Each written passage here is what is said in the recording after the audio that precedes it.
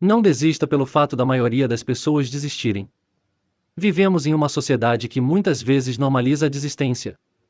É comum ouvirmos histórias de pessoas que começaram com entusiasmo um projeto, um curso, uma carreira ou até um sonho de vida, mas que, diante das primeiras dificuldades, acabaram abandonando o caminho. E o mais alarmante é que, ao ver tantas pessoas desistindo, muitos se sentem tentados a fazer o mesmo, acreditando que, se tantos pararam, talvez não valha a pena continuar. Mas essa é uma armadilha perigosa que impede milhares de pessoas de realizarem seu verdadeiro potencial. A estatística da desistência não define seu destino. A maioria das pessoas desiste. Isso é um fato. Mas isso não significa que desistir seja o caminho certo ou o único. Na verdade, o fato de a maioria desistir pode ser um sinal claro de que o sucesso está reservado à minoria persistente. Se tudo fosse fácil, todos chegariam lá. Mas é justamente a dificuldade que separa os sonhadores dos realizadores. Quantas vezes você já ouviu que a maioria das empresas quebra nos primeiros anos? Ou que a maioria dos escritores nunca publica um livro? Ou ainda que a maioria das pessoas que começa a estudar um idioma nunca se torna fluente? Pois é. A estatística não mente, mas ela também não determina o que você pode ou não alcançar. Ela apenas mostra quantos desistem, não o motivo pelo qual você deve desistir. Desistir é fácil. Persistir exige coragem. Desistir não exige esforço. Basta parar. Basta deixar o tempo passar. Basta dizer que não era para mim. Já a persistência exige força interior, visão de longo prazo e, acima de tudo, coragem. Coragem para continuar quando todos já pararam. Coragem para acreditar quando ninguém mais acredita.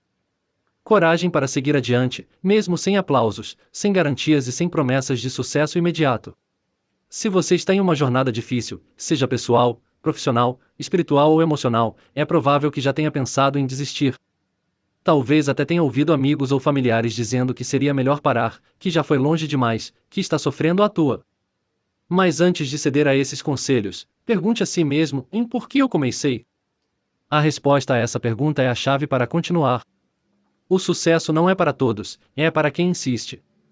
O mundo costuma recompensar não os mais talentosos, mas os mais resilientes. É claro que talento ajuda, que recursos facilitam e que conexões abrem portas. Mas nenhuma dessas coisas substitui a perseverança.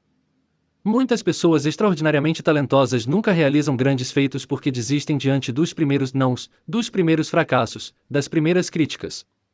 Em contrapartida, há milhares de histórias de pessoas comuns, sem grandes recursos ou habilidades excepcionais, que chegaram longe simplesmente porque não desistiram. O autor de best-sellers que teve seu primeiro livro rejeitado por 30 editoras. O empreendedor que faliu 3 vezes antes de construir um império. O atleta que perdeu 20 competições antes de conquistar uma medalha. O estudante que foi reprovado várias vezes antes de ser aprovado no vestibular.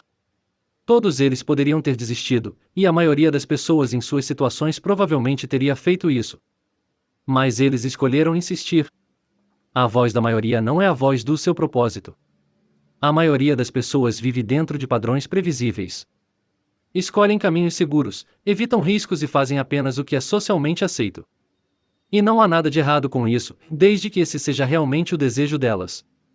O problema é que muitos seguem esse roteiro não por escolha, mas por medo. Medo de falhar. Medo de parecer ridículo. Medo de ser julgado. Se o seu sonho é grande, não espere compreensão da maioria. Não espere aprovação.